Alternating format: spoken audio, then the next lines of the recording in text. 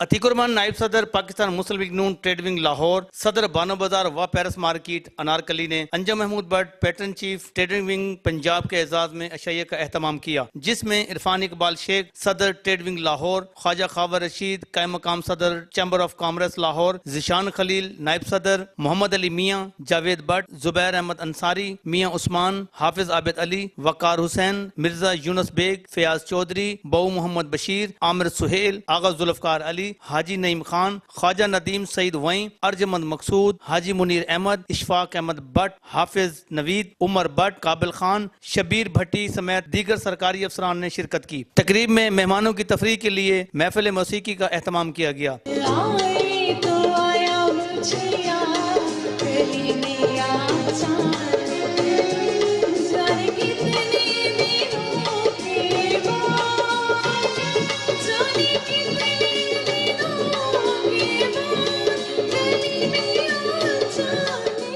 इरफान इकबाल शेख ने अंजम महमूद भट्ट को यादगार शील्ड से नवाजा और कहा कि ताजरों को आपस में इत्तेहाद की जरूरत है ताकि बिजनेस कम्युनिटी के मसाइल हल हो सके। तकरीब के आखिर में आला अक़साम के खानों से तवाज़ो की गई। कैमरामैन मोहम्मद यूसुफ के हमरा, हाजी सईद, निज़ाम टीवी लाहौर।